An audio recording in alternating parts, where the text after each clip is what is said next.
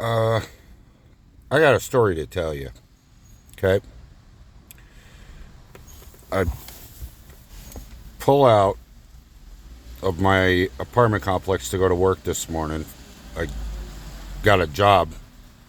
Thank you, Donnie. Appreciate it. Um, because we're like in pretty big financial distress, so it's great. I got a job. So I'm pulling out of the apartment complex, and like I'm pulling out, and it's pitch black, 7:15 in the morning, and I look up, and I'm pulling out, and I'm almost hit this guy. He's in a wheelchair, dressed all in black. Okay, and I'm watching this guy struggle just to cross, the little opening to the apartment complex, and it's 25 degrees outside. All right, so I'm watching this, and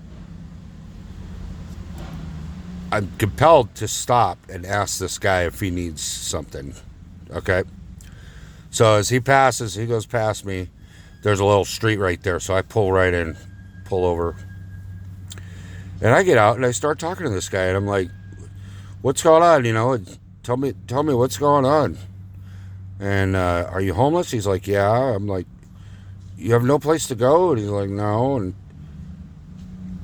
I'm noticing he has no legs. Like from the thigh down is nothing. There's no legs. And I see this guy struggling, and all he's got on is a jacket. Okay, no hat, no. I mean, I don't know if he was wearing pants, something down on the bottom half, but. And he starts talking to me about God, and I go, dude, aren't you cold, man? Aren't you cold? He's like, my hands might be cold, but my heart is warm with God. And I'm like astounded at this point that this is the happiest guy I think I've ever met. He is happy because he has God in his life. And we stood there for like 15 minutes, and I can't believe this. It was like, I thought I had it bad and my wife's struggling real bad, but when you see other people in worse shape, and you just, how is he happy, right? I mean, he said he tried to commit suicide. That's how he lost his legs. I'm like, what happened? He goes, I put myself underneath a train, me and my friend. My friend didn't make it. He says, I woke up 4 days later from a coma with no legs. But I thank God every day I'm here. And I'm like, I'm like speechless. So I don't have a lot of money right now, but I gave him some money, and his head was cold. So I actually had another beanie that I used to see me wear. I had another one of those in the car. I gave that to him. I gave him a blanket out of the car.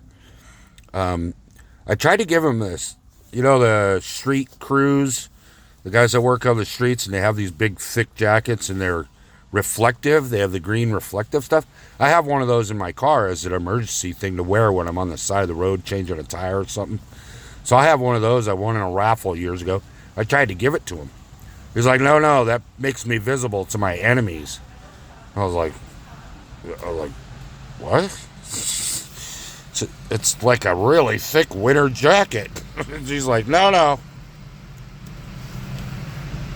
So I mean, both of us are sitting there just crying about each other's situation. He's thankful to me, but I think I'm more thankful to him because he's letting me know that God does exist, and there's a reason for everything. There's a reason for everything.